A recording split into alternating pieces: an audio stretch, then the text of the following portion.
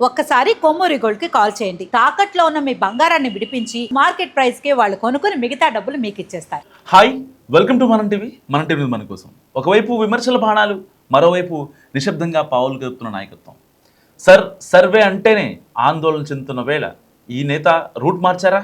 అది తన దాకా వచ్చేసరికి డ్యామేజ్ జరగకుండా ముందు నుంచే జాగ్రత్త పడుతున్నారా? తన ఓట్ బ్యాంకుకు చిన్న గీత కూడా పడకుండా ఎంఐఎం అధినేత అస్త్రశస్త్రాలను సిద్ధం చేస్తున్నారా? ఏవా అస్త్రాలు? ఏంటా వ్యూహం? అసలు హైదరాబాద్ పాత బస్తీలో ఏం జరుగుతోంది? రాగానికి తగ్గట్టు తాళం వేయాలి, సో కాలానికి తగ్గట్టు వ్యూహం మార్చాలి. ఇప్పుడు ఇదే సూత్రాన్ని ఫాలో అవుతున్నారట ఎంఐఎం అధినేత అసదుద్దీన్ ఓవైసీ. ఓటర్ జాబితా ప్రత్యేక సమగ్ర సవరణ సర్వేతో తన పార్టీకి ఇబ్బందులు రాకుండా, తన ఓట్ బ్యాంక్ తగ్గకుండా వచ్చే ఎన్నికల కోసం ఇప్పటి నుంచే జాగ్రత్తలు తీసుకుంటున్నారట ఆయన. సో హైదరాబాద్ పొలిటికల్ సర్కిల్స్లో ప్రస్తుతం ఇదే హాట్ టాపిక్. సర్వేలో భాగంగా కేంద్ర ఎన్నికల సంఘం 11 రకాల గుర్తింపు కార్డులను ప్రామాణికంగా తీసుకుంటుంది.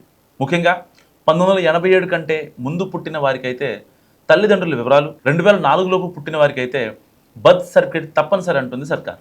దీంతో ఈ నిబంధనల ఉచ్చులో తమ ఓటర్లు చిక్కుని ఓటు హక్కు కోల్పోకుండా అప్రమత్తమయ్యారట ఓవైసీ. సో దానికి విరుగుడు మంత్రాన్ని కూడా కనిపెట్టేసి అమలు చేస్తున్నట్లు తెలుస్తుంది. తమ ఓట్లు ఒక్కటి కూడా పోకుండా ఎంఐఎం టీం జాగ్రత్త పడుతున్న సమాచారం. ఎక్కడా ఏ చిన్న గ్యాప్ లేకుండా సరకు ఓవైసీ మార్క్ ట్రీట్మెంట్ మొదలు పెట్టారంటూ విశ్లేషిస్తున్నారు పొలిటికల్ పండిట్స్. ఒకవైపు బహిరంగంగా సర్ను విమర్శిస్తూనే, మరోవైపు గ్రౌండ్ లెవెల్లో డ్యామేజ్ కంట్రోల్ దిశగా ఎంఐఎం శ్రేణులు యుద్ధ ప్రాతిపదికన పనిచేస్తున్నట్టు తెలుస్తోంది.